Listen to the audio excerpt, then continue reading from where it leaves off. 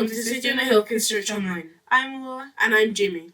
Today we're going to be learning about how Saul was jealous of David's successes. But that'll be after a time of worship.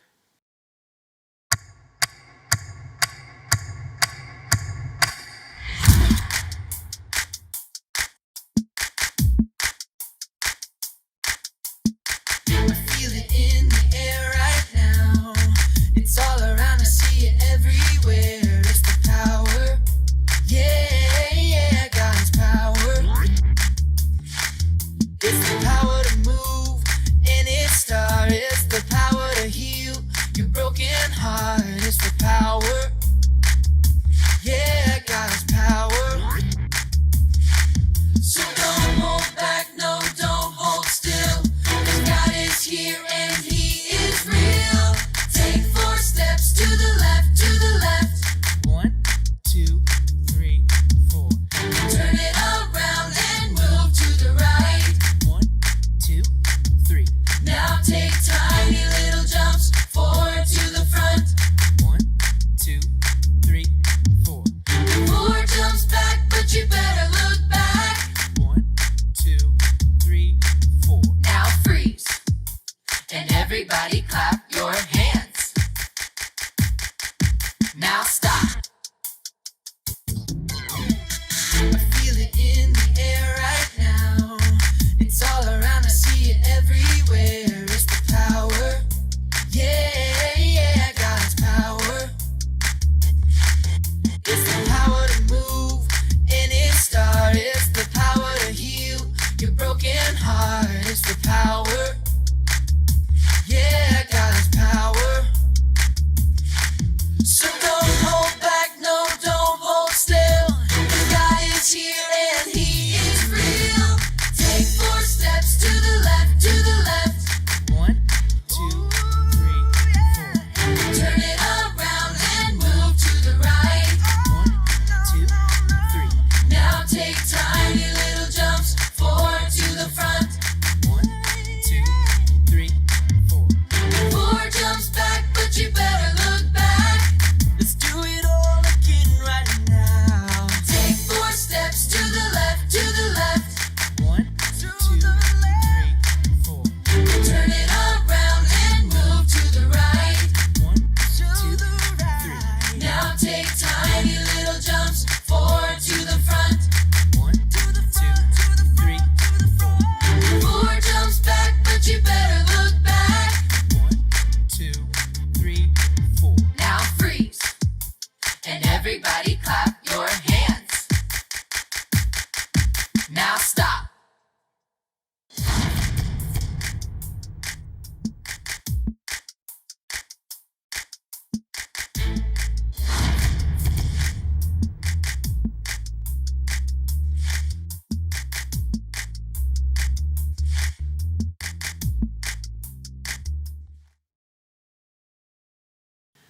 Last week we talked about how when Saul, David and all the men had come back from their battles and how the women of Israel now came out singing and dancing and playing musical instruments, to welcome them. It was a bit of a carnival, and the song was, Saul has killed thousands, but David tens of thousands. Even though this was true, it made Saul extremely jealous. He felt that with the people singing this kind of song, the next thing is that they would want to make David king. But you wouldn't blame him, though, for thinking that way, because remember, the prophet Samuel had told King Saul that he and all his descendants, that not one of them will remain king. And this was because of what he saw had done wrong.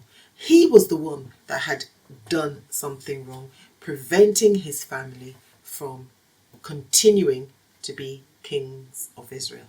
And let's not forget, Saul was the kind of person who listened to what the people had to say more than he listened to what God had to say. Anyway, Saul was so frightened and jealous of David because he also saw that God was with him. So what Saul used to do was to keep on sending David out to battle. He would send him to be in charge of 1,000 men. And of course, David will go for whatever battle it is and come back successful. And he kept on sending him over and over and over again to battles. And of course, David kept on coming back successful, and he now became so famous, and the people really liked him because he was such a good leader. You know, Saul was doing this because he felt that it would be nice if it were the Philistines who would get rid of David for him, but that never happened because David was constantly successful. At some point, King Saul came out with it and told his son, Jonathan, and his officials that he wanted to get rid of David. And his son, Jonathan, said, "What? Why would you want to do that? David has been successful in so many things. David is the person that got rid of Goliath and had been winning many battles. And the battles had been won for him, King Saul. Why would he want to do that? No, that is not right." Well, King Saul listened, and then he said, okay, that he's not going to get rid of David. As a matter of fact, he swore that he wouldn't get rid of David. But you know, we'll see what actually happened, but that won't be today, because for today, that's the end of the story. Hey guys, how are you doing? So the last couple of weeks, Ivy has mentioned a new character, hasn't she? Jonathan, the son of King Saul, but who never tried to, become king kind of because he thought it was his right. He always supported and was kind and generous to his best friend David and helped David towards becoming king. Jonathan was such a good friend, and he's become famous as a good friend for thousands of years. Isn't that amazing? So I thought we'd make these little friendship crafts, little pairs of friends. And look, here's 2 bears, and I've got 2 bunny rabbits.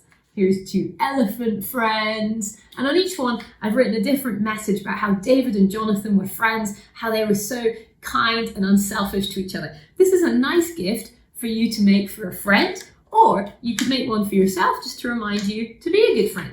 So first of all, get a piece of A4 paper and fold in each side, so you've got maybe about a 1 centimetre overlap.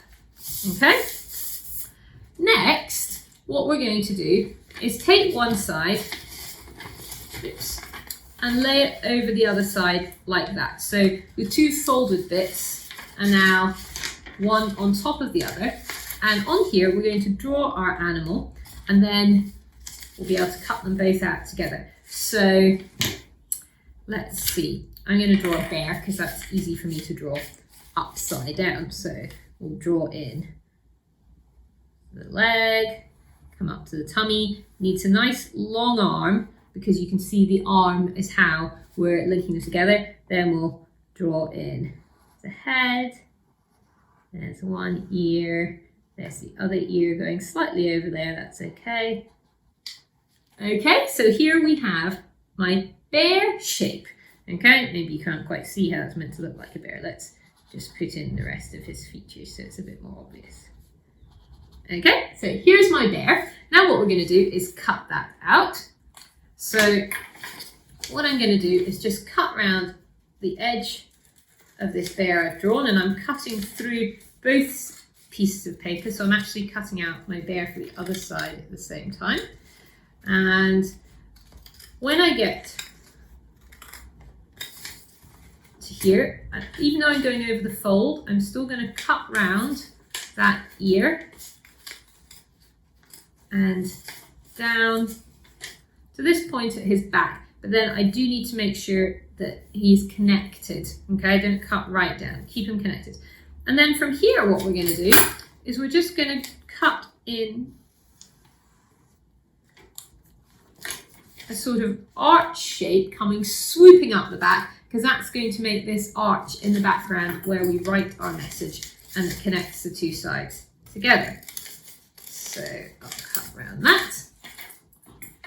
Okay, so you'll end up with something like this. Now, obviously the first thing to do is to decorate our other bear, or whatever animal you have chosen to do. And usually friends don't look identical to each other, so you don't need to make your two bears look exactly the same, or two mice, or two rabbits, or two elephants, whatever you're going to do. Okay, but I'll draw in him. I'm going to give them a few claw marks. There we are.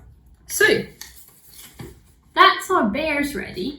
Now, what you need to do is on the opposite side from where you've drawn in the bear faces, that's where we're going to write in our message. So for this one, I'm going to write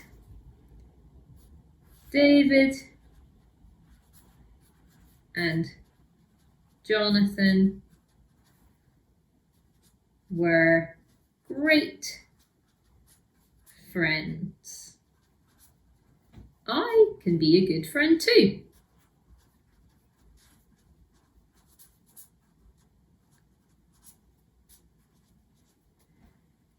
Because I think that God really loves it when we're a kind and generous friend.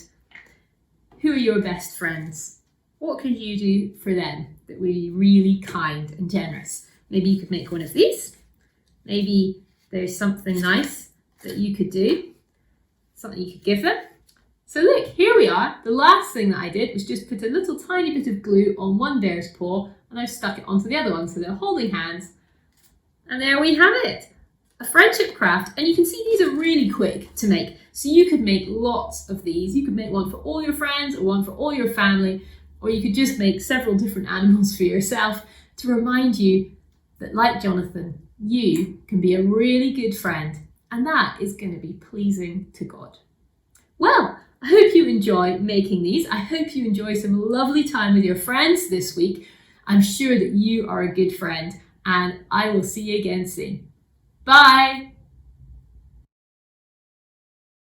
Jealousy and envy is never a good thing.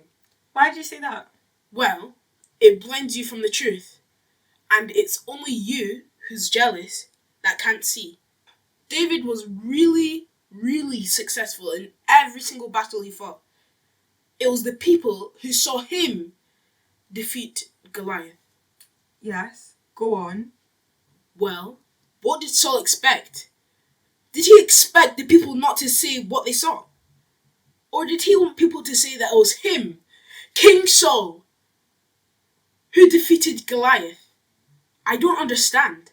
Jamie, that's a good insight you have to this story.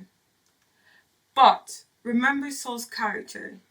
He cared about what people would say rather than what God would say. That's what got him into trouble in the first place.